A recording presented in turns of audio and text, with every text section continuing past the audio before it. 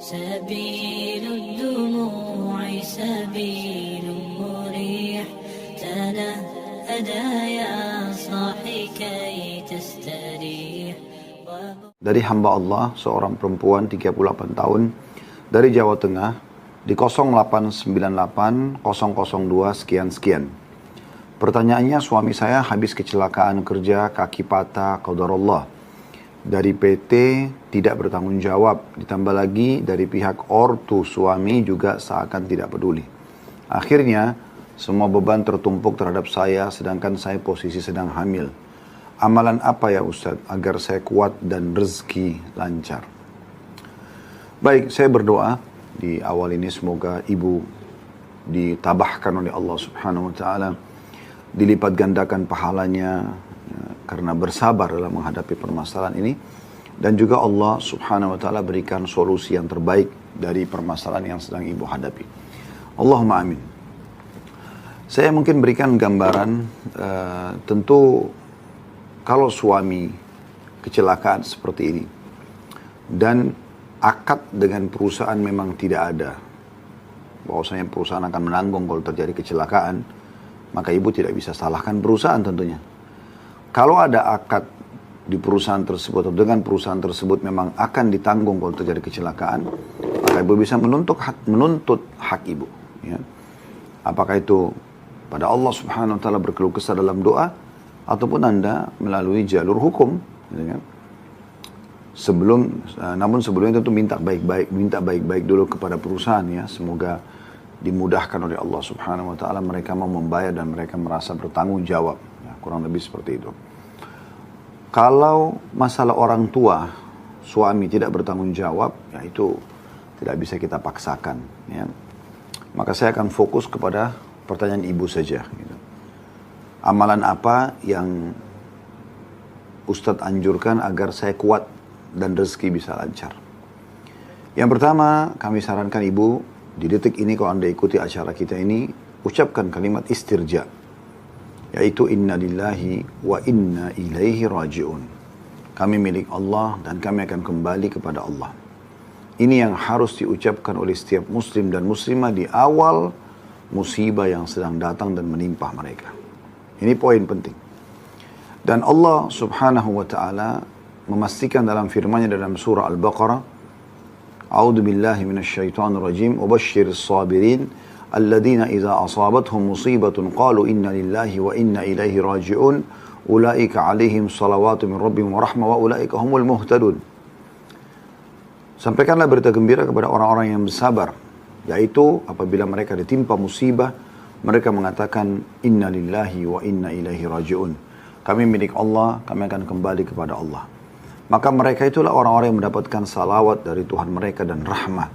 Dan mereka orang-orang yang mendapatkan petunjuk. Jadi Allah Subhanahu wa taala akan memperhatikan permasalahan dia, memudahkan dia melaluinya, memberikan untuknya solusi atau jalan keluar, serta mencatatkannya sebagai pahala. Itu semua masuk dalam makna salawat dari Allah dan juga rahmat. Dan Allah bisa ganti musibah itu menjadi sesuatu yang baik. Ya. Dan di dalam sebuah hadis, baginda Nabi SAW bersabda, tidak ada seorang muslim ditimpa musibah, kemudian dia membaca inna lillahi wa inna ilaihi raji'un. Kami milik Allah, kami akan kembali kepada Allah. Ya. Allahumma ajurni fi musibati wa khlifli khairan minha. Ya Allah, berikanlah aku pahala atas musibahku ini dan gantikan aku yang lebih baik darinya. Kecuali Allah pasti akan gantikan dengan sesuatu yang lebih baik dari apa yang sudah menimpa dia. Dan Ummu Salamah radhiyallahu anha, salah satu istri Nabi SAW sebelum beliau menikah dengan Nabi SAW, beliau sempat pada saat suami pertamanya Abu Salamah meninggal, mendengarkan hadis Nabi SAW ini. Dan dia merasa dia masih muda, dia butuh suami. Maka dia mengatakan, aku pun mengamalkan hadis Nabi ini, mengucapkan inna lillahi wa inna ilaihi raji'un. Allahumma ajurni fi musibati wa khlifli khairan minha. Kami milik Allah, kami akan kembali kepada Allah. Ya Allah, berikanlah aku pahala atas musibahku ini dan gantikan aku yang lebih baik darinya. Maka aku mengamalkan doa ini selama 3 bulan. Sambil bertanya-tanya, siapakah kira-kira yang lebih baik daripada Abu Salamah? Dan aku yakin dengan dahsyatnya doa ini setelah 3 bulan kemudian karena datang lamaran Nabi SAW. Dan pastilah Nabi lebih baik daripada Abu Salamah.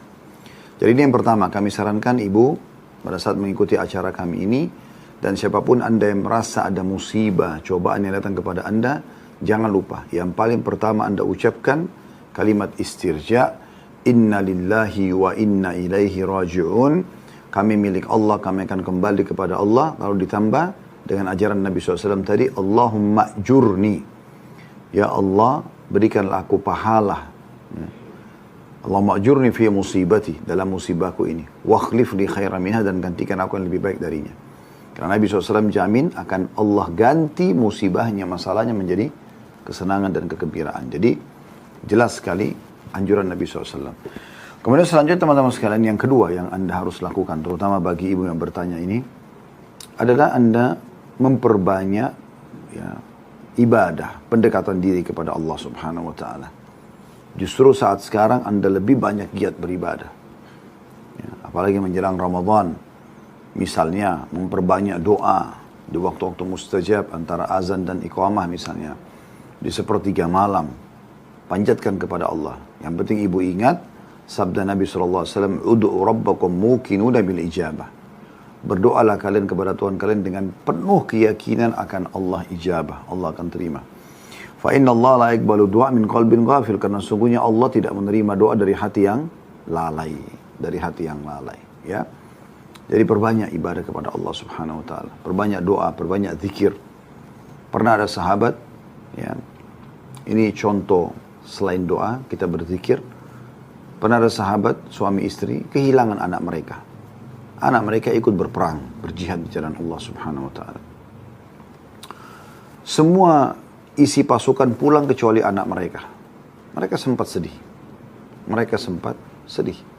Kedua orang tua ini. Lalu mereka datang kepada Nabi SAW. Karena nggak jelas anaknya ini mati syahid kah, ditawan musuh kah. Teman-temannya tidak ada yang tahu semuanya. Kalau mati kan diketahui jenazahnya, tidak diketahui jenazahnya di mana. Maka mereka mengatakan, ya Rasulullah, anak kami ikut berperang. Teman-temannya semua pulang kecuali dia. Kalau seandainya dia mati syahid, ya sudah, kami terima itu cobaan dari Allah SWT. Berita gembira juga. Gitu. Karena dia akan selamat masuk surga. Kalau ditangkap oleh musuh, ini yang kami pikirkan. Karena ini hilang gitu. Apa saran anda? Kata Nabi SAW, perbanyak ucapkan la hawla wa la quwata illa billah. Perbanyak ucapkan la hawla wa la quwata illa billah. Bukan sekali 2 kali, perbanyak. Tanpa banyak tanya lagi, suami istri ini pulang, kemudian mereka mengamalkan dari begitu masuk rumah sampai mereka kantuk, ketiduran di malam hari. Ketiduran. Waktu mereka tidur, di tengah malam, tiba-tiba ada yang ketuk-ketuk pintu. Bangunlah kedua suami istri, begitu mereka buka pintu, mereka kaget, ternyata yang balik adalah anak mereka. Dengan gembira dan terharu, keduanya menyambut anaknya, lalu mengatakan, ada apa sebenarnya ceritanya? Anaknya mengatakan, saya ditawan oleh musuh. Dan teman-teman saya tidak ketahui karena tiba-tiba mereka menculikku gitu. Dan aku diikat, dibelenggu dengan rantai, ya, dengan tali, diikat dengan tali. Dan entah kenapa, beberapa waktu yang lalu, dari semenjak ya masuk malam, tali itu tiba-tiba ya mulai terlepas ya, atau melonggar. Dan mereka pun tertidur semuanya. Sehingga akhirnya aku bisa melarikan diri dan pulang kembali ke Madinah. Jadi Allah Subhanahu wa taala berikan solusi dengan la haula wala quwata illa billah. Perbanyak istighfar. Banyak dan renungi astagfirullah wa atubu ilaih, astagfirullah wa atubu ilaih. Terus Anda mulai berlengkap astagfirullahal azim alladzi la ilaha illa huwal hayyul qayyum wa atubu ilaih. Yang kata Nabi SAW, siapa yang melazimi istighfar, terus lisannya istighfar, maka Allah akan berikan solusi dari permasalahan yang dia hadapi dan diberikan rezeki dari tempat yang tidak disangka-sangka. Juga kata Nabi SAW di dalam hadis yang lain, sesungguhnya aku beristighfar dan bertobat kepada Allah sehari 70 sampai 100 kali. Dalam riwayat lain juga kata Nabi SAW, siapa yang membaca Astaghfirullahaladzim alladzi la ilaha illa huwal hayyul qayyum. Ada sifat Allah ini, al-hayyul qayyum, wa atubu ilaih, maka Allah akan ampuni dosanya walaupun sebanyak buih di lautan. Jadi kalau ada dosa yang menjadi penyebab ini, maka Allah maafkan. Jadi ini yang kedua, ibu lebih banyak beribadah kepada Allah SWT. Wudu, sholat taubat, di atas sejadah, berdoa kepada Allah SWT, berzikir kepada Allah SWT. Dan berdoa itu lakukan seperti Sufyan ats-Tsauri rahimahullah, seorang ulama tabi'in. Beliau kalau punya hajat apapun kepada Allah, beliau sujud dan tidak angkat kepalanya sampai dia merasa hatinya pelong dan yakin Allah akan berikan jawabannya. Yang ketiga, ibu coba ikhtiar. Ikhtiar ini maksudnya kalau perusahaannya tidak mau tanggung jawab, kalau orang tuanya tidak mau tanggung jawab, gitu kan?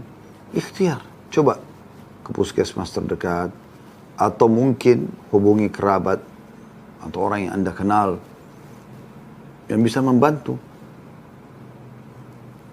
supaya memudahkan, atau Anda datang ke yayasan-yayasan sosial, ya, yang insya Allah kita berharap mudah-mudahan ya bisa Anda temukan solusinya, ya. Dan insya Allah nanti saya akan coba minta ikhwah kita yang di yayasan kami coba mungkin menghubungi ibu dan nanti coba dibicarakan tentang permasalahan yang ibu hadapin ini. Kalau memang memungkinkan yayasan kami membantu, ya, tentu semampunya, maka insya Allah kami akan terlibat. Kemudian yang keempat terakhir adalah ibu ya, ikhtiar yang sifatnya, kalau tadi masalah rezeki ya, ikhtiar semampu ibu, sesuai dengan kemampuan ibu. Ibu bisa bekerja apa, ibu ikhtiar. Selebihnya tawakal kepada Allah subhanahu wa ta'ala. Allahu a'lam. Ini yang dari kami insya Allah.